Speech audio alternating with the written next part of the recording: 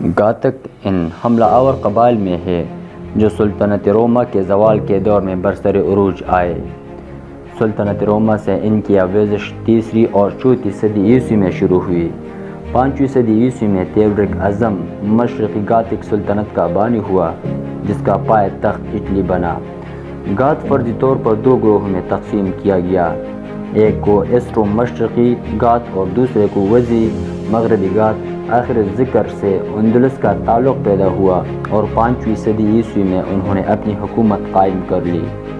گات اگرچہ اپنے خصائل و اطوار کے لحاظ سے وحشی قبائل میں سے تھے مگر انہوں نے اپنی قوت سے ترقی کی اور رومی سلطنت سے آزادی حاصل کر لی۔ ان کی حکومت کا ایک مستقل نظام، ایک شاہی کونسل اور ایک صحیفہ قوانین پر قائم تھا۔ شاہی کونسل کو مذہبی کونسل بھی اس زمانے میں کہا جاتا۔ ان کے ارکان اندلس کے معزز پادری اور صدر بادشاہ ہوتا۔ اگر ایک طرف بادشاہ پادریوں کو اس اسقف کے عہدے سے عزل و نصب کا اختیار رکھتا تھا تو دوسری طرف بادشاہ کی تخت نشینی پادریوں کی منظوری کے بغیر ممکن نہ تھی۔ آہستہ آہستہ پادریوں نے اقتدار کے حصول کی کوشش کی اور حکومت کی باغڈور پورے طور پر ان کے ہاتھوں میں آ گئی۔ یہ دیکھ کر ملک کے ارباب ثروت آگے بڑھے اور انہوں نے بھی حاکمانہ اقتدار میں اپنا حصہ لینا چاہا اور اس میں وہ کافی حد تک کامیاب بھی ہوئے۔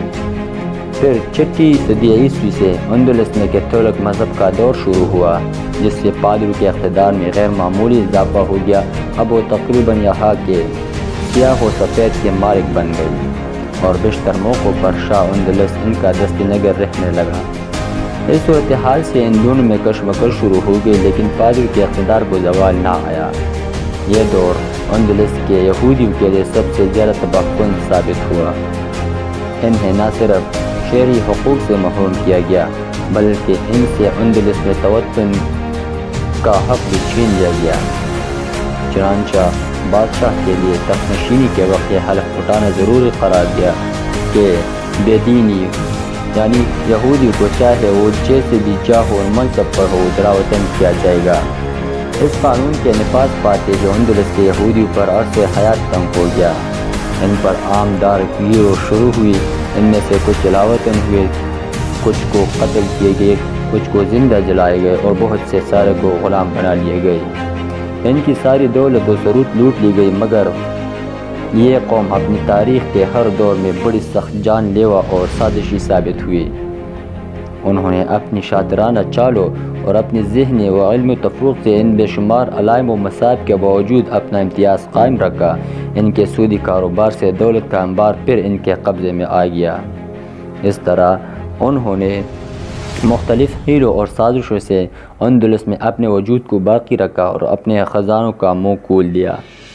پادری کو بڑی بڑی رشوتوں سے اپنا ہم نواب بنا لیا، یہاں تک کہ حکومت کے مالیات کا شعبہ انہی کے ہاتھوں میں آ گیا۔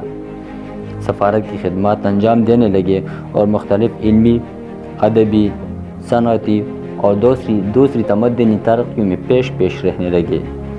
بڑے بڑے امراء و جاگیردار جو ان پڑھ ہوتے یہودیوں کے علمی تفوق کے باعث انہیں اپنی جائیدادوں کا منتظم بنانے لگے۔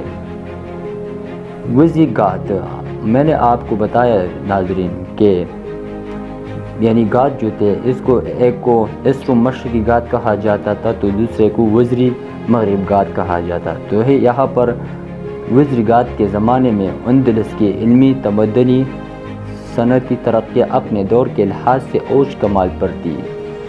تعمیرات میں گاتک طرز آج بھی شہرت رکھتے ہیں۔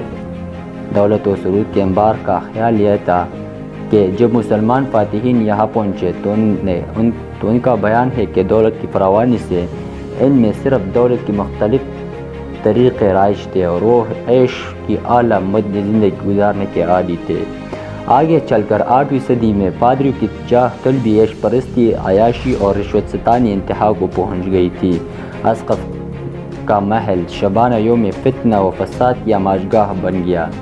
اگرچہ سلطنت کے کام بخیر و خوبی سے چل رہے تھے مگر پادریوں کی عیاشیوں کے ساتھ سلاطین بھی بے راہ روی میں مبتلا ہو گئے اور جاہ و منصب اور دولت و ثروت کے حصول میں ایک دوسرے پر سبقت لے جانے میں سرگرم رہنے لگے۔ ذاتی اغراض کے لیے عوام کو بری طرح ستانے لگے، خصوصاً غلاموں کے ساتھ جانور سے بھی زیادہ برا سلوک روا رکھا۔ اس صورتحال سے عوام میں بھی حرارت پیدا ہوئی اور بغاوتوں کا دور شروع ہو گیا۔ بالآخر اویمبا فرما روائے اندلس نے ہوشمندی اختیار کی۔ یہ زمانہ وہ ہے جب مسلمانوں کے ابتدائی حملے اندلس پر شروع ہو چکے تھے۔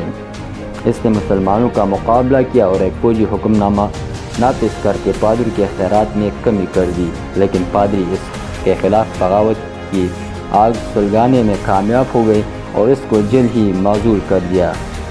اس کے بعد اس کے جانشینوں نے پچھلی روش اختیار کر لی اور پادریوں کو پھر اقتدار حاصل ہو گیا۔ اس کے بعد پادری کے زوال کا ایک اور دور آیا۔ اس میں فرما روائے اندلس کو کامیابی ہوئی اور اندلس کے اسقف اعظم اپنے عہدے سے معزول کر دیا۔ پادری کے زوال کو دیکھ کر یہودی نے سلطنت پر قبضہ کرنا چاہا، مگر ان کو اپنے مقصد میں کامیابی نہیں ملی اور اندلس سے انہیں جلاوطن ہونا پڑا۔ ان کی دولت و ثروت اور جائیدادوں پر ایک مرتبہ پھر قبضہ کر لیا گیا، مگر جب عیسائیوں کی اشتعال میں کمی ہوئی تو یہ احکام واپس لیے گئے۔ یہودیوں کو آباد ہونے اور اپنی مملکات پر قبضہ رکھنے کی عام اجازت دے دی گئی۔ اس کے بعد زمام کی حکومت ایک ہوشمند حکمران غیرت شاہ کے ہاتھوں میں آئے اور اس نے اپنی خدمات سے بڑی دلعزیزی حاصل کی۔ یہودیوں کے ساتھ بھی اس نے نرمی کا سلوک اختیار کیا، لیکن آگے چل کر وہ بھی عیش و عشرت میں مبتلا ہو گیا اور کلیسا کے پادری کو دخل اندازی کا موقع مل گیا۔ ویٹزا نے ان کی پرواہ نہ کی اور بالآخر وہ بھی تخت سے دستبردار ہونا پڑا اور ایک بوڑھا غیر ملکی قائد رزریق یا راڈرک اس کا جانشین مقرر ہوا۔ اس نے اسپین کا تاج شاہی اپنے سر پر رکھ لیا اور ویٹزا گات خاندان کی حکومت کا خاتمہ ہو گیا۔ تو آگے کی ویڈیو میں ہم رزریق یا راڈر کے بارے میں بتائیں گے کہ وہ کون تھا، اس کا تعلق کہاں سے تھا اور ان کی حکومت کیسی چلی اور کس نے ان کی حکومت کا خاتمہ کیا۔ تو یہ سب اگلے ویڈیو میں بتائیں گے، تب تک کے لیے اجازت دیجیے، اللہ حافظ۔